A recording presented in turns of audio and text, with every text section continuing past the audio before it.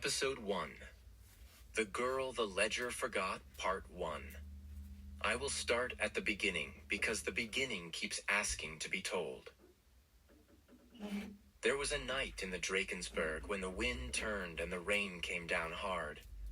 Inside a cave marked with old paintings, a woman labored. An elder named Nomusa held her hand and kept her voice steady. The cave smelled of wet stone, clay, and smoke. Men stood outside the entrance. They kept their voices low, but their words slid into the cave anyway. They said the child needed to be prevented. They said prophecy had spoken. They said never meant like a name. Nomusa told the woman to breathe. She did not hurry. She did not argue with the men. She did not lift her eyes to the bolt of lightning that lit the rock for a moment and showed the red and ochre animals painted by hands from long ago. Nomusa watched for the sign every midwife knows. Shoulders turning, head crowning again. The child came with a single clear cry. That cry cut through the night like the steady line a farmer draws when he opens a furrow. It was simple. It was alive. The storm did not stop, but it pulled back a little, the way a fight pauses when the referee walks in. Nomusa put the baby on her mother's chest and said, "Lala, breathe." The mother breathed. The baby breathed. The men outside argued for a few more minutes and then fell silent. The painted animals on the wall did not move, but in the light they looked like they were paying attention. After a while, the mother slept. Nomusa wrapped the baby and sat with them until the lamps burned low. Years passed. People forgot the exact shape of that night. The story thinned into a warning told to scare children about what happens when you do not follow rules. Schools reopened after winter. Workplaces changed shifts. The weather kept its own schedule. My name is Esona Mthembu. When I say it out loud, I do not wait for approval. I learned early that I would not get it from my father. He kept a photo of my mother in the lounge and cleaned the glass once a week. He talked to the picture when he thought no one was near. He kept his distance from me. He fed me. He drove me to school. He paid what he could and fought for what he could not. He did not look me in the eye for long. He told people he was tired. He was tired. He told me that too. The day the letter came, I was doing dishes. The envelope had my name in a neat printed line and a crest pressed into the corner. My father turned it over in his hands, checking the back and the stamp and the way the flap had been glued. He gave it to me without a word. I opened it carefully because the paper looked expensive. Inside there was a short welcome and a list of items and a date for arrival and a note about a scholarship that covered almost everything if we signed and returned by the end of the week. My father read it twice. His hands shook. He put the letter on the table and looked at the wall. An academy in the mountains, he said. Stories for children. He did not say more for a long time. Then he signed where they asked him to sign. He pushed the paper back to me. Fine, he said. Go and learn a skill. If they teach nonsense, you come home. On the morning we left, my sisters argued over the last vetkoek, and my brother's shoelaces snapped, and my father swore under his breath and then apologized for swearing.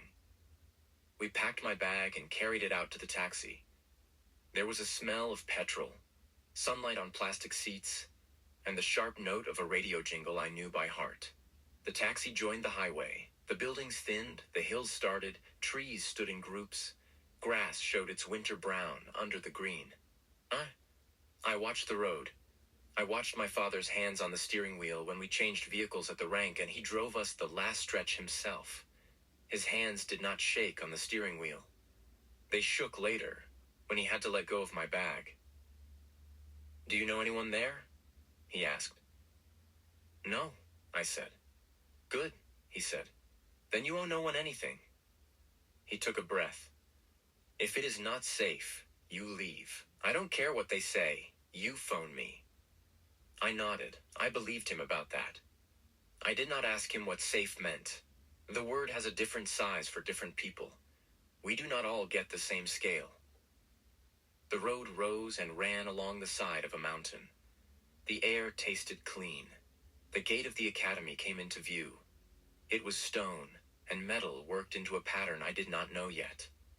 Students walked in, walked out, stood in groups, shouted greetings, and pointed at the view like tourists, even though this was their school. Colored banners hung from poles. Some banners had a sun disk, some had a crescent, some had wavy lines, some had a tree drawn with straight roots and branches. A guard checked my name against a list and told us where to park. My father carried my bag to the front steps. He put it down and looked at the sky. He looked at me. He did not hug me. He did not have to. We had an agreement. He left with a short wave. I watched the back of his head until the car turned the corner. I went inside. Orientation was in a hall with high windows and long tables. People in blazers moved like they knew where they were going. A woman with a kind face and careful hair gave me a map, a timetable, and a cloth sash that had no color. "Undeclared," she said. "Just for now. It's routine." I sat at the end of a table. A boy with a bright gold sash slid in across from me and grinned. "Litha," he said. "Sun house. If you get sun, I'll show you where the best windows are." A girl with a blue sash put down a small bag and took my wrist like she had a right to it. "Nandi," she said, looking at my pulse. "Waterhouse. You're nervous. Drink more water today. You'll feel better." Another boy sat gently, as if the chair might disagree with him if he were rough. He had a cool silver sash and a sketchbook already open. "Thabo," he said. "Moon." A tall boy with a deep green sash leaned his elbows on the table and drummed a quiet pattern with a small iron charm. "Chediso Mokwena," he said. "Chedi if you like. Earth House. Don't worry about the drum people. They act serious, but they enjoy showing off." I asked one question. "Drum people?" "All in good time," Litha said. "That's the fun part." We ate bread, fruit, and something like a very mild curry. A woman in a dark suit stood at the front and welcomed us. Her name was Headmistress Kumalo. She spoke clearly and kept her hands still. "You are here to learn," she said. "You are here to be safe while you learn. You are here to practice restraint so you can be more than a person who reacts to every feeling. There are rules. Learn them. There are old ways. Respect them." Her eyes scanned the room. They slowed on my table for a heartbeat and then moved on. And, at the end of the welcome, there was a brief commotion at the doors. I looked up like everyone else. A boy walked in alone. The crowd seemed to open for him without anyone telling it to. His blazer sat on his shoulders easily. His steps were quiet. The house sash across his chest was moon silver, but the color did not look soft on him. It looked like a tool he knew how to use. He did not look left or right, and he did not look at me. He did not need to. When he walked, the light in the hall looked like it shifted a little to keep him at the edge of shadow. "That's Kwanda," Thabo said, not taking his eyes off his sketchbook. "Zwede. You'll learn the rules," Nandi said, keeping her voice even. "One of them is that who you date changes your power. Another is that some people play with that rule. Don't be one of their games." "Do people really get stronger from dating?" I asked. "Yes," she said. "And yes, people get weaker too.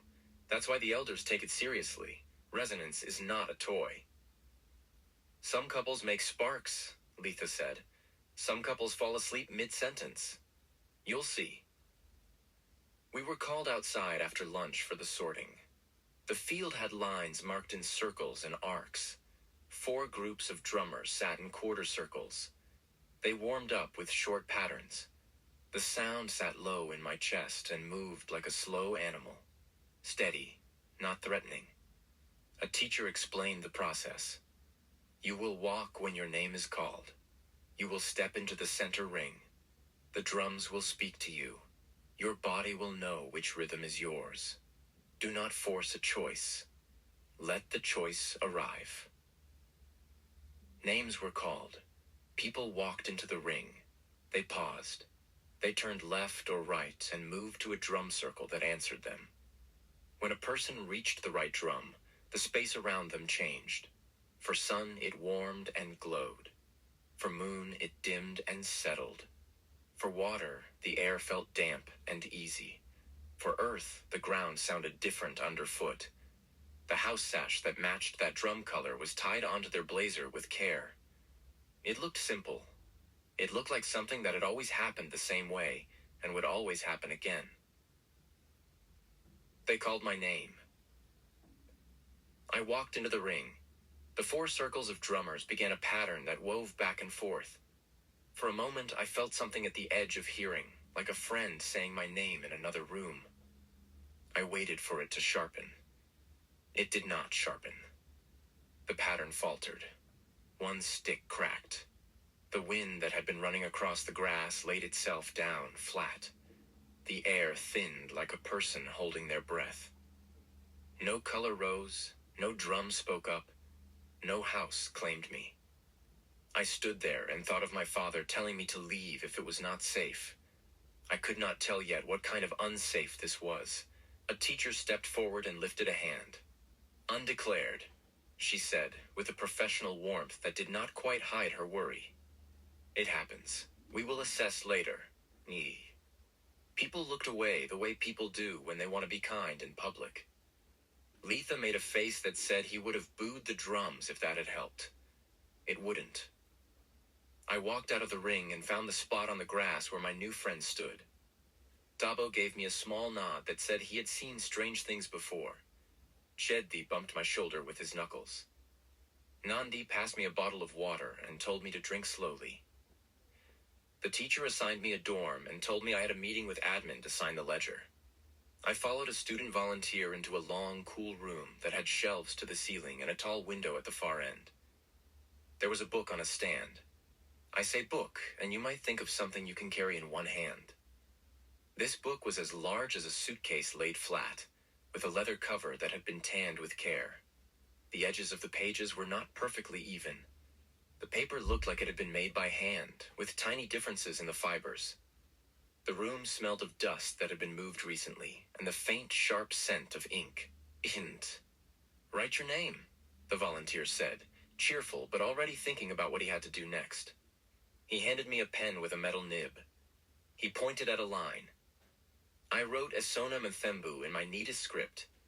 The ink made a smooth line and then lifted itself into small beads, as if the page had a wax coating. The ink did not sink. I waited. It continued to sit on top of the page. The volunteer's smile did not change, but he leaned in a little. "That's unusual," he said. "It will dry. It always dries." He said always like he believed it, and also like he hoped that if he said it, the book would nod and agree.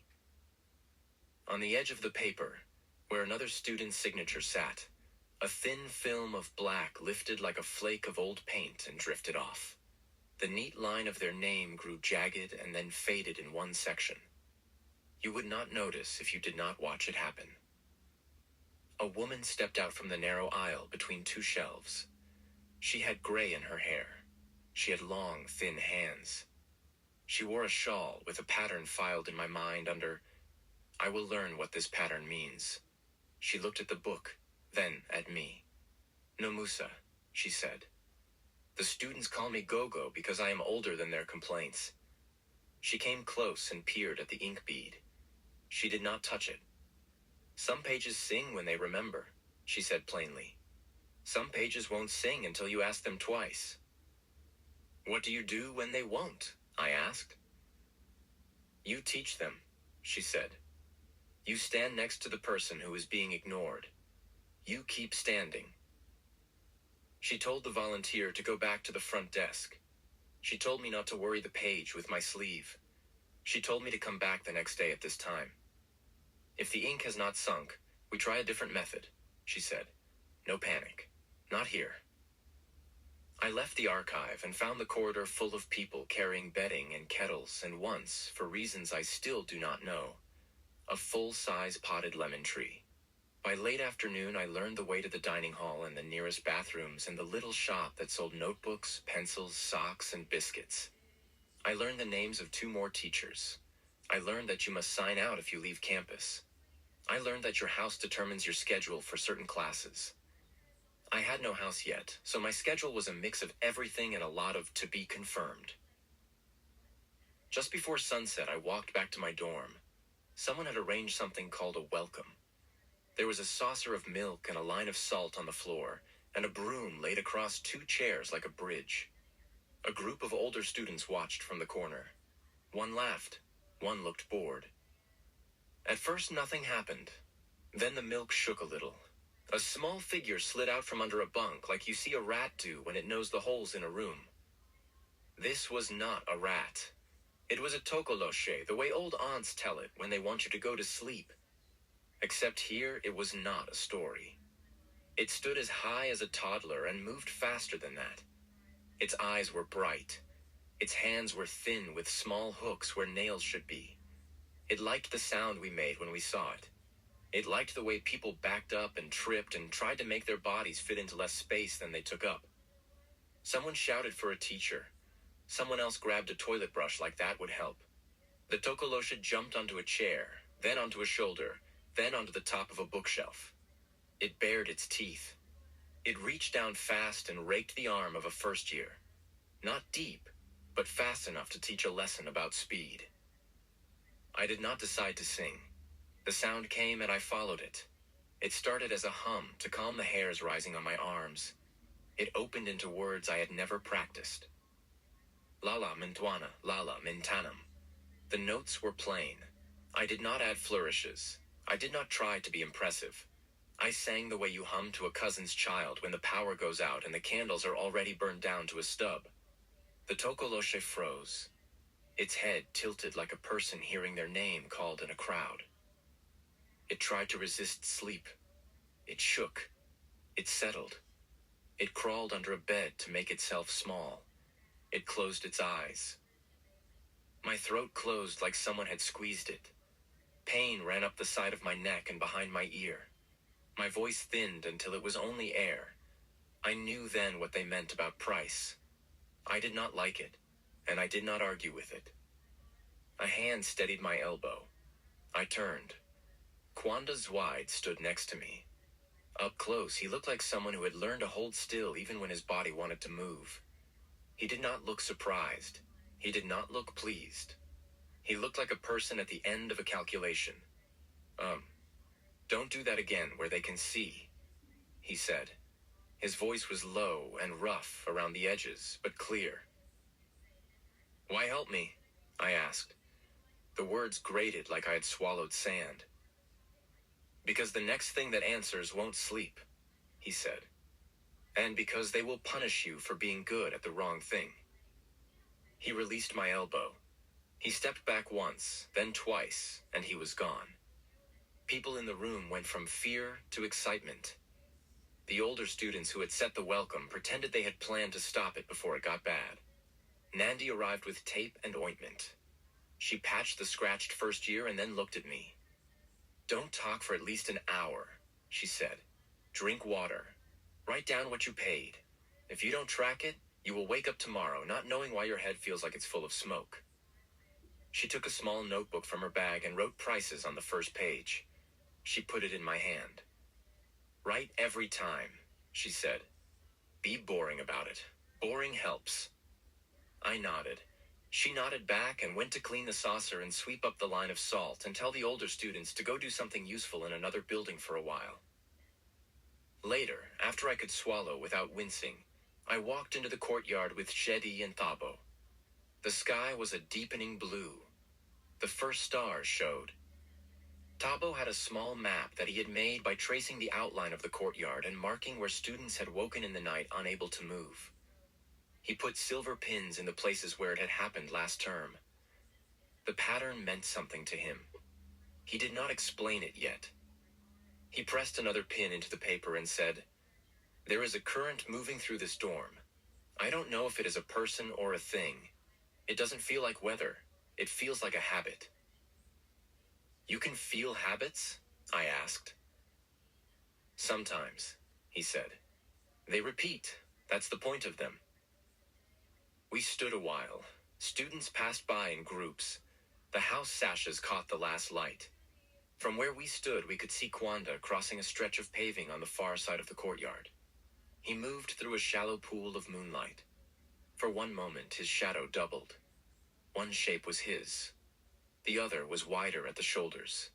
He paused like he felt it too, then kept walking as if he had decided not to give that moment power. The next morning, I woke before my alarm. I wrote in Nandi's notebook. Sang a creature to sleep. Price, voice, throat pain. I added a line. Was warned by Kwanda not to do it in public. I did not add how that warning felt in my chest. I was not ready to write about feeling yet. The book did not need that level of honesty from me in the first week. Breakfast was plain. Porridge, toast, egg, tea. My voice returned in pieces like a radio that only picks up every third word. After breakfast, we had our first classes. There was an introduction to house history taught by Mr. de Klerk. He smiled more than the content required. He used the word tradition often. He told us about the 4 houses. He did not mention a 5th. When a student asked a question about a rumor of spirit children, he said, "People like to add a mystery when they do not pay attention to what already exists. 4 is enough." He showed us a copy charm that scribes use to make clean duplicates of rosters. The spell tugged lightly at the air. I felt it as a small pull near my left temple. I saw the way it skimmed names like a hand passing through a line of laundry on a windy day. It was efficient. It was not kind. After that, we had a safety lecture. Power has a price, the teacher said. You must state the price before you act. If you do not name it, the price will name you. She made each of us stand and say a sentence out loud. When I use my gift, I pay something and I know what it is. It felt strange to say it as if it were an oath, but the shape of the words helped. They made a path in my mouth and my mind that I could find again later when I was tired. At midday, I walked to the rock art caves with a group of first years and a guide. The path was marked with stones. The guide explained that we must not stray, and we must not touch the paintings. He said the paintings are old and fragile and important to people beyond the school, and also that there were reasons on top of those reasons that he could not cover on a first day. We nodded because that was the correct answer.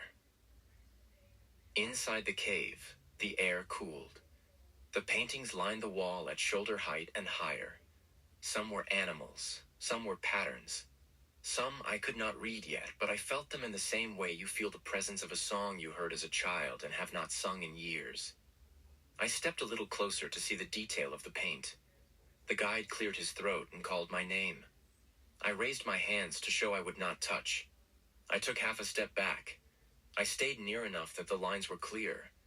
My palm warmed. A prickle ran up my forearm. The eland on the wall looked steady. The spiral looked like it might move if you blinked at the wrong time. A word formed in the air without sound. The letters were not bold. They were faint, and they softened as I watched. Unwritten. The word smudged and was gone. My nose bled fast. The blood was bright against my sleeve. I swallowed the taste and put my head back until the guide handed me a piece of cotton to press. When we stepped back out into full light, Kwanda stood near the mouth of the cave with his hands in his pockets, like he had been there long enough to get bored and had decided not to show it. He did not look at me. He looked at the darkness inside the cave, like it could look back. "If you wake the walls," he said, "the walls wake what's under them." I didn't wake anything, he said. I listened. He turned his head then and looked at my face, the line of dried blood under my nostril, the cotton in my hand, the small trail I had not cleaned from the edge of my sleeve. He looked like a person who files away details for later. "Listening is not neutral," he said. "Be careful who teaches you that it is." He walked away. The guide made a note on his form. The other first years watched me the way people watch a driver reverse toward a tight parking space. Some were curious. Some were nervous. One boy smiled like he already knew something I didn't. Everyone went back to campus slower than they had come. In the afternoon, I returned to the archive as Gogo had asked. The ink beads on my signature had not sunk. They had dried into a line of black pearls that crushed at the lightest touch and left a smear on my skin. At the edge of the page, the faded patch where the other student's name had flaked now looked like a moth had eaten the paper. It was still legible, but the missing bits were plain. Gogo put a cloth on the floor and set out a small bowl and a handful of small bones and seeds. She asked me to sit opposite her. She did not make a speech. She did not put on a headdress. She looked at me and said, "Say your name." "Esona Mthembu," I said. "Say it again." "Esona Mthembu." "Say who named you." "My mother did," I said. "My father said yes without arguing. That is the story my aunt told me."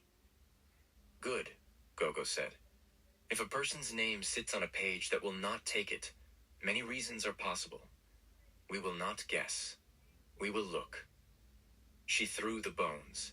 They fell into a pattern like a spiral with a space where a bead should have completed the circle. She watched them for a long minute and then turned one seed. She looked at the ledger. She put 2 fingertips on the page and did not press down. The book made a sound like a person trying not to cry. The ink in my signature ran into a puddle and pulled itself to one side, leaving a rectangular space clear where my name should have been. A drop formed at the bottom edge of that blank and fell. It landed on the cloth. It was red, not black. It soaked in the way blood soaks in. I took a breath.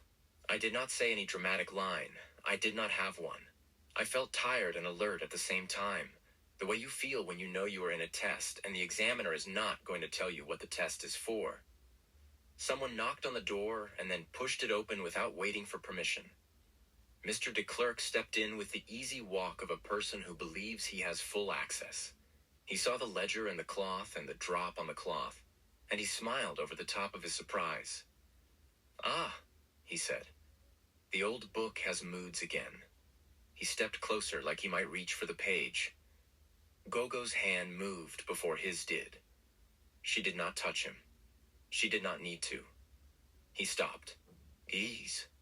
Headmistress Kumalo arrived a few moments later, breath steady, eyes sharper than at assembly. She took in the scene and said, "We will seal the archive for the night." She looked at me. "You will have no further meetings with the ledger without staff present. That is for your safety and for the safety of the record." She looked at Gogo. "We will meet with the elders tomorrow morning."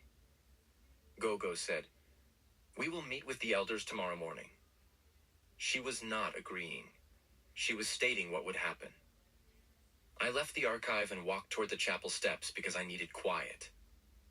I needed a place where no one would call my name or ask me to fill in a form. The sun had dropped. The stone held the day's heat in a thin layer near the surface. I sat. I watched my breath make a small cloud in the air as the temperature fell. Kwanda stood at the edge of the steps, where the shadow from the pillars met the open space. He did not come closer. He said, "If you keep touching that book, it will touch back." "It already did," I said. My voice had returned almost fully. The rough edge sat there like a reminder. He did not smile, but something in his face loosened. "Then don't be alone when it does." He turned and left. I went back to the dorm. I wrote in Nandi's notebook again. Touched the ledger. Price. Someone else's name flaked. My signature dissolved. Red drop. Tiredness that is not just tiredness. I closed the book. I lay on my back. I closed my eyes. In the distance I heard a sound like a chorus with its mouth shut. The hum that had been in the cave, quieter now, but present. In the middle of the night I woke with my heart racing and did not know why. I sat up. The room was quiet. Someone's phone screen lit briefly and went dark. I got up, put on my shoes, and went to the bathroom. On the way back, I passed a window that looked toward the archive building. A soft light showed behind a blind. It flickered as if a candle had burned low and then been lifted and set down again. I stood and watched until the light went out. I went back to bed. I slept. In the morning, I woke before my alarm again. I felt calm, not because I understood anything, but because I had things to do and a routine to follow until the next thing happened. I showered, I dressed, I ate porridge and an egg. I washed my cup and put it back where it belonged. I walked to class. That day was full of the small pieces that make a school day a school day. You line up before entering the lab. You wait your turn for a book that is in demand. You collect a worksheet with a dragonfly printed in the corner and a phrase about safety at the bottom. The differences were not small, but they were predictable. In the moon lab, the lights were kept low and we were told to speak quietly and not to wake anyone we did not mean to wake. In the earth room, we had to remove our shoes before stepping onto a platform set with iron filings in patterns that looked random until the teacher tapped the edge of the tray and the filings vibrated into straight lines. In the water room, we were shown how to check that the water in a bowl is not someone's borrowed attention before you disturb it. In the sun yard, we were warned not to hold heat too long in one place on the skin. At lunch, Letha found me and slid a piece of fruit onto my tray. "In case your sugar drops," he said. "You look like you might forget to eat when you are worried." "I won't forget to eat," I said. I ate the fruit anyway. He looked satisfied. In the afternoon, while most students trained with their houses, I met Gogo in a small room behind the infirmary. She had tea that tasted of herbs I could not name, and a jar of honey. She put the jar near my hand and said, "Your voice will thank you if you are kind to it." I put a very small amount of honey on my tongue and let it sit there until it dissolved. The relief was sharp and simple. "We will go slowly," she said. "We do not rush what matters." "I don't know what matters yet," I said. "You matter," she said. "The way the book acts matters because books are our lazy memory. We let them carry weight for us. When a book lies, we lose our place faster than when a man lies, because we expect men to lie sometimes. We expect books to be boring and steady." "Can a book lie?" I asked. "A book can be made to," she said. "A book can be trained. A book can be scared. A book can be used. A book can fall in love with the wrong story and refuse to let go. A book can refuse to take a name because someone taught it that name would make trouble." "I don't want to make trouble," I said. "You already do," she said, and her voice was not unkind. "We will teach you how to make the right kind." We worked on breathing. We did not do anything dramatic. We stood. We sat. We stood again.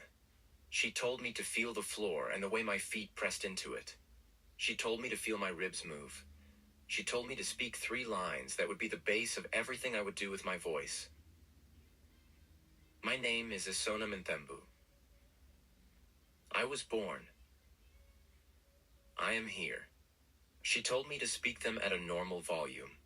She told me to whisper them. She told me to speak them in my head without moving my lips. She told me to hum the shape of them without the words. "You will need to know these when the room is not kind," she said. "Do not rely on the room to be on your side." When the session ended, she gave me a small cloth bag that had a few stones and 3 dried pods that rattled softly. "You do not need to throw bones to see truth," she said. "But sometimes your hands need something to do while your head is working. This is for your hands." As I left the small room, Tabo walked by with a stack of books and a pencil behind his ear. He looked at me over the books and said, "I had a dream last night that was not mine. It had a vote in it. People stood up and sat down, and one man was not there to sit down." "Do you know him?" I asked. "No," he said. "But I know the chair he did not sit in. I saw it once in a storage room. I can draw it. That is something." It was something. It was also like holding a piece of a puzzle and not yet knowing how many pieces the full picture needed. After dinner, I walked to the chapel steps again. The routine helped. If I went to the same place at the same time, at least one part of me might stay steady while other parts spiraled. I sat. I wrote in the Price's notebook. Breathing practice with Gogo. Price. None. Just sweat. I added. Honey helped. It felt silly to write that, and it also felt true in a way that made me laugh quietly at myself. A group of Sun students ran a last set of drills on the lower field. They threw a ball that glowed when it passed from hand to hand. They shouted numbers and made them land on the beat of their feet. 2 water students moved water between 3 bowls without spilling. They did it without looking. 2 earth students stacked flat stones into a short column, and then unstacked them in reverse order while reciting a list of plant names. A moon student sat still on a bench and did not move for 15 minutes. At minute 16, she stood with a small smile as if she had gone somewhere restful and returned. Kwanda did not appear. I tell you that because you should not wait for him in every paragraph like a show that does not trust its audience. He was not everywhere. He was not in charge of every result. He was one person in a school full of people trying to do their best and occasionally failing in public. Before I slept that night, I revised my timetable to include the morning meeting with the elders that Gogo had promised. I laid out my blazer. I put the price's notebook and a pen in the pocket. I set my alarm. I told myself again what we had practiced. My name is Esona. I was born. I am here. I closed my eyes. I slept without dreams I could remember. In the morning I woke and moved through the steps of getting ready. On the way to the meeting, I passed a small group of seniors standing in a corner of the quad where the stones formed a shallow bowl. I heard my name, and the word undeclared. I kept walking. They could use their mouths however they wanted. I had a room to get to on time. The elders met in a chamber with high windows and a long table. Headmistress Kumalo sat at the end. Gogo sat a little to the side. Mr. de Klerk sat with his hands folded and his smile in place. 2 other elders I had not met before sat opposite one another. One wore sun colors, the other earth. There was an empty space with a chair against the wall. My mind noted it without asking for meaning. You are Esona, Headmistress Kumalo said. Her voice was polite, but not warm. Thank you for coming. We will ask you a few questions, and then we will discuss next steps. Oh, yes, Headmistress, I said. She asked me to tell the story of my arrival and what had happened in the dorm. She asked clear questions. She did not interrupt. When I finished, Mr. de Klerk leaned forward. The song you used, was it taught to you? No, I said. It arrived when I needed it. Who said the welcome? The Earth Elder asked. I don't know their names, I said. They were older than me. Did you feel anything when you signed the ledger? The Sun Elder asked. Yes, the ink did not sink. Someone else's name flaked. Gogo said, we saw a red drop. We saw a blank where her name should settle. Headmistress Kumalo folded her hands. We will protect you, Miss Mthembu, she said. We will also protect the school. That is my duty. Until we understand what is happening with the ledger, your access to the archive will be supervised. You will not attempt to sing to it. You will not attempt to use any gift that interacts with records. You will attend classes and keep a low profile. I don't seek attention, I said. Good, she said. Keep not seeking it. Gogo's mouth tightened. She did not speak. Mr. de Klerk said, we will run the standard tests for misalignment and for interference. This is likely a minor clerical issue with a dramatic presentation. Gogo said, words can be neat while meaning is wrong. The book is not a clerk. It is an elder you taught to sit and fetch. Treat it with the respect you reserve for people who remember the years you were not born for. Headmistress Kumalo ended the meeting. Thank you, Esona. You may go. We will send for you when we have news. I stepped back into the corridor and let out a breath I had not noticed I was holding. I walked toward the stairs. Kwanda came up the stairs then, 2 at a time. He did not slow when he saw me. He did not look surprised. He looked like a person moving through a set of tasks he had already planned. He passed. The edge of his sleeve brushed mine. I felt cold release and set in again like a tide. He did not turn. He did not speak. He moved on. That is where I will pause this part of the telling. You know enough to stand with me in the next room. You know the rule about price. You know the book does not want my name. You know who warned me and who helped me.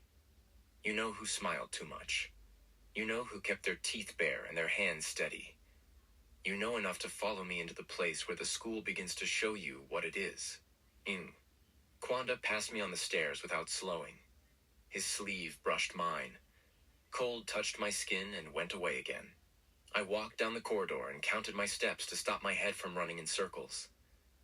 10 to the balcony, 12 to the notice board, 13 back to the door with the small brass plate that said, Training Arena. Innamed. The arena had 4 terraces. The sun terrace had heat shimmering above the ground like a thin sheet. The moon terrace held its light low. The water terrace had a long, shallow pool. The earth terrace was set with iron shapes in the sand, a neat grid that looked like a puzzle. Our group stood at the railing while senior students gave a safety demonstration. The sun captain explained how heat could be held in the air to soften a fall without burning skin. He showed how to draw heat out of a stone and put it back again. He spoke slowly. He made the point twice. You never hold heat in your hands longer than you need to. If you do, you pay with blisters you cannot treat with normal care. Heat demands attention while you hold it, and it complains when you put it down. Decide before you lift it. Amun Sr. took the center of the terrace and lifted one hand. The light in the terrace settled like dust on a shelf. She nodded to a second student who ran at her from the side. The runner's footfalls missed. She stepped where she meant to step and found the ground half a shoe length away. She stumbled and corrected. She did not fall. The senior lifted her hand and set the light back to normal. Displacement is not a party trick, she said. It is for defense and escape. If you do it too much, you will shake when you try to drink water. You will lose small pieces of time. You will forget to eat. The water students moved water from one bowl to another without touching it. The teacher made us all say the check out loud. Is the water free? Is it listening? Is it someone else's thought? Then he nodded, and they lifted the water. The lines were clean. No drops fell. When they finished, they both sat down and ate a banana. Sugar, the teacher said. You pay attention with your body. You feed it back. On the earth terrace, Chetty and a second senior stepped into the grid of iron shapes. The senior tapped 3 lines with his heel. The grid shifted and locked. He then asked Chetty to move from one corner to the other without stepping outside the lines. Chetty looked at the grid, found a path, and moved. He kept his back straight. His feet landed soft. He reached the other side. He stepped out. The senior nodded. Remember that a good ward is not a wall. It is a choice you teach the ground to make. It lets what you want pass and asks everything else to wait. Then they brought Kwanda down to the moon terrace to show a controlled duel. The crowd fell quiet in a way that did not need a teacher to ask. He stood opposite a tall boy from Earth and a second from Sun. The Sun boy held a practice baton. The Earth boy stood without a weapon, ready to alter the ground if needed. A teacher raised a hand and spoke the rule. No injuries, no showing off. Stop when I call stop. The teacher dropped his hand. The Sun boy moved first, a quick cut in to touch Kwanda's shoulder. Kwanda did not step back. He stepped sideways and made the air under the Sun boy's heel feel like a drop instead of a step. The boy adjusted. Kwanda did not move his head. He watched the shoulders and waited for the second step, the one people forget to plan, because they think the first one will be enough. The Earth boy tried to harden the ground under Kwanda's shoes. Kwanda lifted the light in a small circle and made the floor not match the eye. The Earth boy placed his hands wrong by a hand's width, because what he saw was not where the ground sat. Kwanda stepped in then, no weapon, no hands out. He used the other boy's own angle and speed against him, The way a person steps away from a chair being pushed toward them and lets the chair hit the table. No anger. Just geometry. The teacher raised a hand. Stop. Kwanda lowered his. He had not spoken once. He stood and breathed through his nose, slow and even. When he left the terrace, his right hand shook for 3 seconds. He put it in his pocket and kept walking. The people at the railing started talking again like someone had switched the sound back on. Now you know what I mean, Tabo said near my shoulder. About shaking after. He hides it well. What price is that? I asked. Too much night work, Tabo said. It takes little bits from you. Sometimes you notice, sometimes you don't. Do you know him? I asked. I know of him, Tabo said. Everyone does. Some because they like him. Some because they fear him. Some because they think he is a test set for us by the elders. People like labeling puzzles.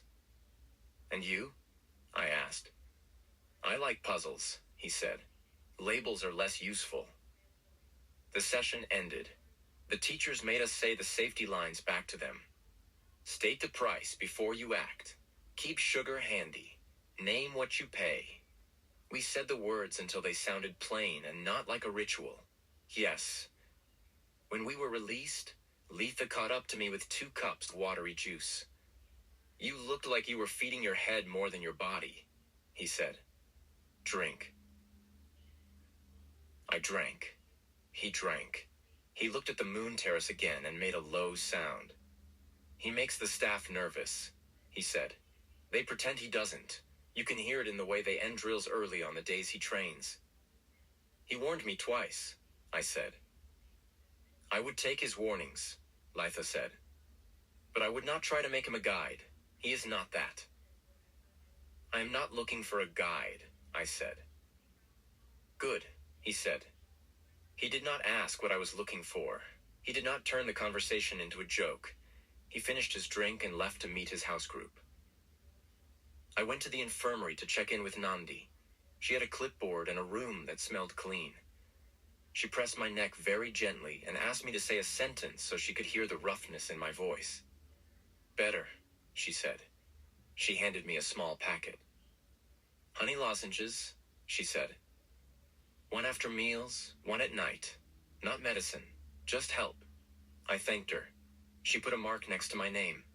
Write your price list as if you will need to explain yourself to someone who does not know you, she said. It will force you to remove excuses. I don't like excuses, I said. No one does, she said. We all make them anyway. I went to the library. The librarian checked my name against a list. It was written in pencil, not in the ledger. She told me where the books on house history were kept. I read a slim book about the founding. It gave dates and names and a brief story about how the 4 houses had agreed on a charter. The book mentioned a fire that destroyed an early record room. It did not say who started the fire. It did not say how many books were lost. It said the school used a new ledger after that. It said the new ledger was bound in hide that had been washed in a certain river during a certain month. It did not explain why that mattered. I wrote down the dates. I copied the names of the first head and the first 4 house captains. I wrote the word fire and left it alone for now. Before dinner, Gogo met me in the hallway and asked if I was ready to try the ledger again with supervision. I said yes. She nodded. Headmistress Kumalo will join us. Mr. de Klerk will be in the room because he is responsible for certain records. You do not need to speak to him. You answer when the headmistress asks. You do not put your hand on the page until I say. You say your name before you sign. We entered the archive. The ledger sat where it had sat. Headmistress Kumalo stood near the window and kept her hands behind her back. Mr. de Klerk stood with a pen ready. He had the same smile. He changed his angle to the light and kept the smile steady. A student assistant stood at the door with a clipboard. Gogo said, "We will try again. It may be nothing." She looked at the headmistress. The headmistress did not nod. She did not need to. I stepped up to the stand. I did what Gogo taught me. I put both feet on the floor with my weight shared. I felt my ribs move. I said the lines quietly, without making them sound like something from a performance. My name is Esona Mthembu. I was born. I am here. Then I took the pen and wrote Esona Mthembu on the line Gogo indicated. The ink drew clean. It lifted into beads again. The beads sat and did not sink. One rolled to the side and slid toward the edge of the page. On the opposite corner, a small flake lifted from someone else's signature and landed on the wood of the stand. Mr. de Klerk moved a hand towel toward it to wipe it away. Gogo touched the towel first and stopped it. The flake stayed. Headmistress Kumalo said, "That is enough for today." Her face showed nothing. Her voice held its calm shape. Mr. de Klerk said, "We can make a notation to include the student in the ledger as a provisional entry." Gogo said, "We will not teach the ledger to like